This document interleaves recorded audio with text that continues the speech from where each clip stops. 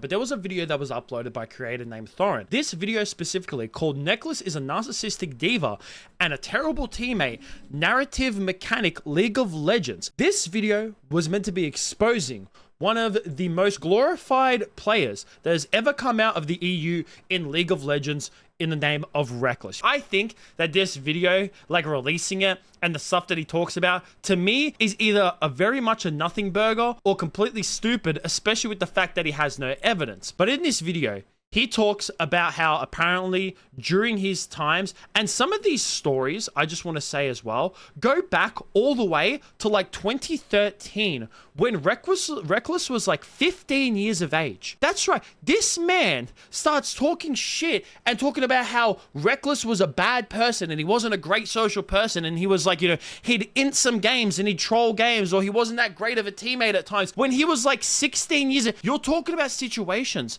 of when the kid was 16 years of age and even sometimes in his early 20s. If you think about when you were a teenager and in your early 20s, you're a completely different person for them. And obviously when it comes to Rekkles being bad socially as well, talking about how he had bad social skills, he was selfish, he locked himself away, he wanted things his way, he done things his way. Apparently he only stuck to certain champs as well. I don't see anything wrong with that. Okay, he wants to practice champs first before he plays them.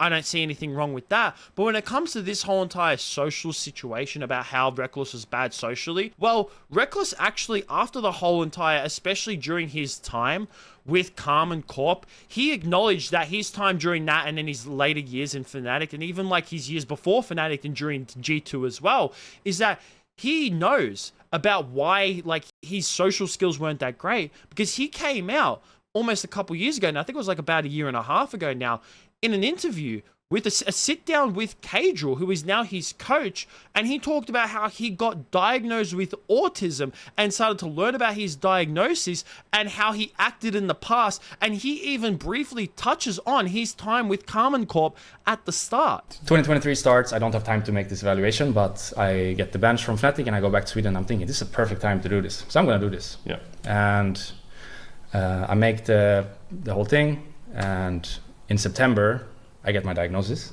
What did you say? So you did some tests? Yeah, some tests, and I talked to her about my childhood and how I was when I was younger and how things are going now. Yeah.